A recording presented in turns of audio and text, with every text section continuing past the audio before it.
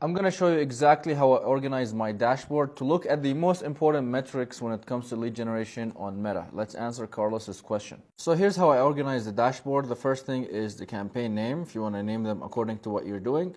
Then it's the results, your leads, how many leads you generated. Then it's the cost per lead, what does that look like, and how much you've spent on the campaign. And a lot of times I like to have the budget, but you can only see that when you open up the ad sets. And then it's the link click-through rate. This is how many people click on your call to action, link clicks, and cost per link click.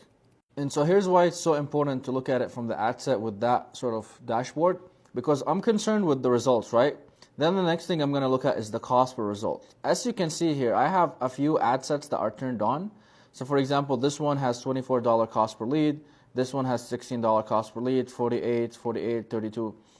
But as you can see here, these ad sets have a kind of high cost per lead. So as soon as I see that over here, I'm going to have to turn this one off, and this one off. I might give this one a chance depending on the metrics on the right.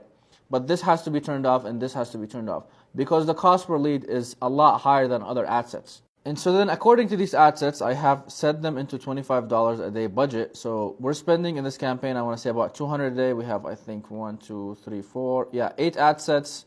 So we're spending 200 bucks a day.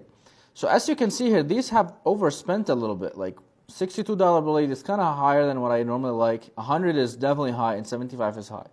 So then I come and look at the link click-through rate. That means how many people are clicking on your call to action. Right here we see a low click-through rate, link click-through rate. That means this has to be turned off, and a high cost per lead has to be turned off.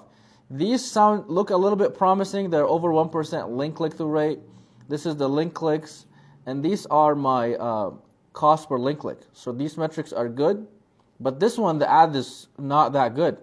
$4, which is double these costs for somebody to click on the call to action. So this basically helps me optimize the ads a lot easier. I look at the cost per lead. If it's too high, then I look at the next thing, which is, what has this spent? If it has spent too much, then I look at the link click-through rate.